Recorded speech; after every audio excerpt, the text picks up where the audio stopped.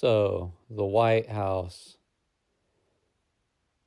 I've been to this house before 3 or 4 years ago, and I've never forgotten about it. And so I was pretty excited to come back and take some photographs of it with my new camera. If you look back in like the first 25, 30 episodes that I've ever done on this channel, you'll see that I've been here before, but it was during the winter time, and there was a decent amount of snow out that year. And I remember just walking around outside all night to stay warm because I didn't have a way to get back home.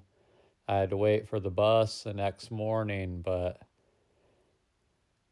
I didn't care and I suffered through it. And I visited this house just as the sun went down and it started getting dark, and it was a real interesting time to be out there. And I wish I would have had the camera then that I have now, because I definitely missed out on some good pictures. But just go back and look at the very beginning of my channel and you'll see that I've been to White House before. Um, like I said, this house really got my attention because it's not like one of the older pioneer farmer houses that I usually explore. It's like a newer house, but it's very much abandoned, and I don't think there's any saving it. The roof is full of leaks. I noticed that they used like cedar shakes instead of shingles, or asphalt, or a metal roof. So it's been leaking for a while. And I remember 3 years ago when I was here at this house, it was pretty wet and there was a lot of water leaking through upstairs because, there was quite a bit of snow out, but it was starting to melt. I bet you it needs to be completely rewired. I'm sure that replacing like the water pipes would be super expensive and there'd be a lot of work. And I even noticed that they used lath and plaster in some of the spots upstairs at least, which isn't good. And then you keep in mind that you have to have a car to live way out here because you're quite a ways away from like essentials and stuff like that. And then you got taxes. I could just see the family that lived in this house just realizing that it was going to cost more to fix the house than it was worth. And as the years go on and vandals come and break the windows, and then the doors fall down, and then animals uh, frequent the house, as well as, a decent amount of trespassers, I'm sure. It just deteriorates fast, and now it's definitely like too far gone, in my opinion.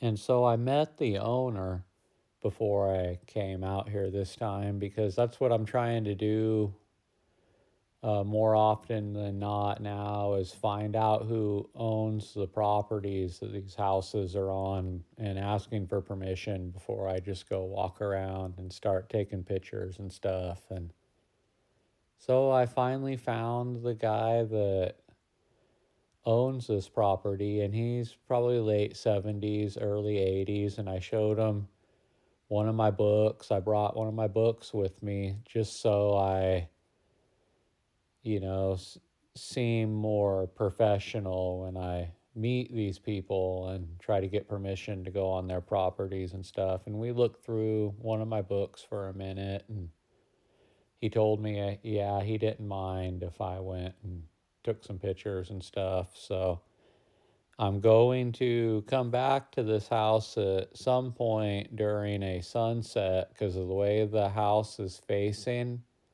It's one of those perfect houses for like a good sunset photo shoot. And like I said, I like capturing these houses in snow, rain, sun, sunrise, sunset during the fall.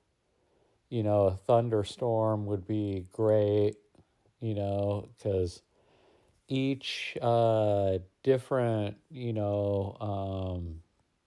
photo shoot just has a completely different life of its own. And that's something I noticed about these houses. When I'm out taking pictures of one during the winter time when there's snow on the ground, compared to when I take pictures of the same house during a sunset when the sun's just right, they're completely different worlds. And so I want to capture this house during a sunset specifically for sure. And then maybe come out to it one more time after a good snowfall and get some winter pictures because I want to do a winter book about the abandoned farmhouses eventually. So I'm just slowly saving up pictures from photo shoots I've taken of some of these farmhouses during the winter time for a special like winter book, but that will be a couple years down the road, I'm sure.